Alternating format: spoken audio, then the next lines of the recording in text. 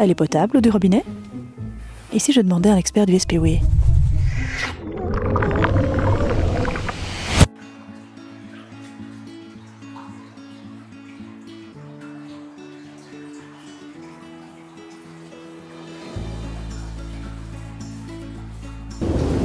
Je crois que la sortie est par là. Salut Arnaud! Bonjour Sandrine.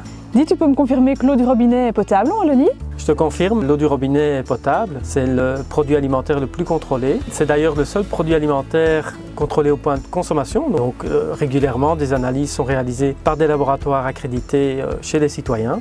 Ça représente près de 30 000 contrôles. Plus de 80 paramètres différents sont analysés, parmi lesquels on retrouve les paramètres microbiologiques, les nitrates, les pesticides, les métaux. Les normes de potabilité sont fixées par l'Europe et sont généralement plus strictes que celles édictées par l'Organisation mondiale de la santé, l'OMS. Et toi Arnaud, quel est ton rôle? Mon rôle, c'est de m'assurer que l'eau arrive propre dans ton verre, Sandrine. T'es contrôleur alors? En quelque sorte, je m'assure que les distributeurs font bien leur boulot. Donc je vérifie l'ensemble des résultats et m'assure qu'en cas de non-conformité, ils appliquent bien les mesures adéquates et préviennent le consommateur en cas de risque pour la santé. J'aide également les citoyens qui s'alimentent eux-mêmes via des puits, des sources privées, en réalisant le contrôle et en conseillant un traitement en cas de non-conformité. Et l'eau du robinet, elle vient d'où alors? Donc en Wallonie, l'eau du robinet provient à hauteur de 75% des eaux souterraines.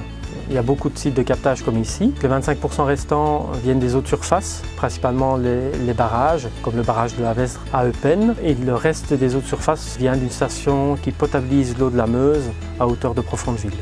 L'eau que j'ai vue là, elle est potable du coup? Oui Sandrine, les eaux souterraines bénéficient du rôle protecteur du sol et donc ne nécessitent que très rarement des traitements, hormis une légère chloration. Contrairement aux eaux de surface qui sont elles davantage soumises aux pollutions de notre environnement et nécessitent des traitements beaucoup plus poussés.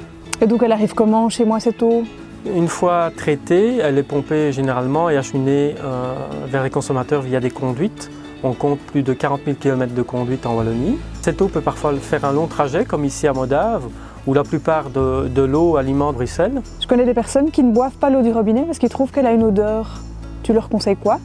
Généralement, il s'agit simplement d'une odeur de chlore. Pour faire disparaître cette odeur, il suffit simplement de mettre l'eau en carafe. Le chlore est volatile.